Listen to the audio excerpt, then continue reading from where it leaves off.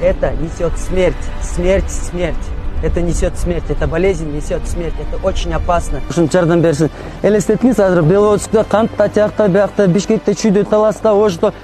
Мындай болотса. Я выделил 7 миллионов сомов на каждый регион по миллион сом. И начнем мы с Бишкека. Те люди, которые заслуживают уважения, которые работают там дворниками, электриками, которые на шахтах работают, они вот порой, оказывается, вот так живут.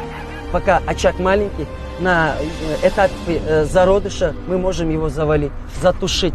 Все, комплект. Да. Все. Соседи для этого помогают. Не я, это от Бога.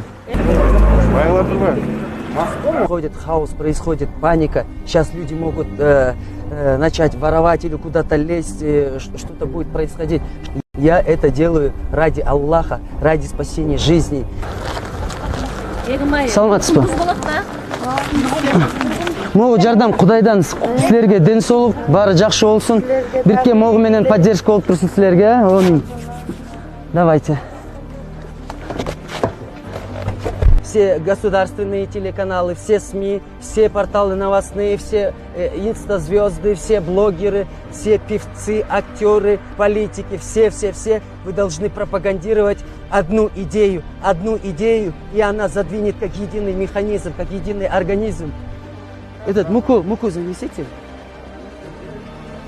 Атың ким? Нубике? Үйдө алып калгандай.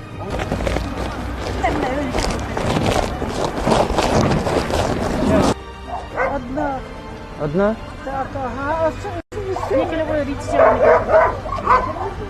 Жүгүм жарылып кетет. 4-та, 5-та кылабыз, 6-та. 6-табы или 4-табы? 6-та. Жок, Аллах разы болсын деңиз. Киши жок, эч ким жок бuyакта, только Аллах. Все. Все, окей, дальше куда? Тетя Люба. Тетя Люба. Да. Мы пришли немного поддержать вас, потому что продукты дорожают, и да и очередь на них большая. Это точно. Ладно, Салам алейкум. Анда, Мители, давайте. Сиздин карыздарыңыз барбы? Бар. Канча сом карызыңыз бар?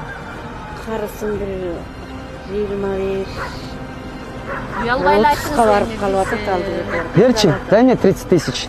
30 миң. 5 миңи балдарга чай пай алып, таттуу паттуу алып, үйдөн чыгарбаңыз аларды.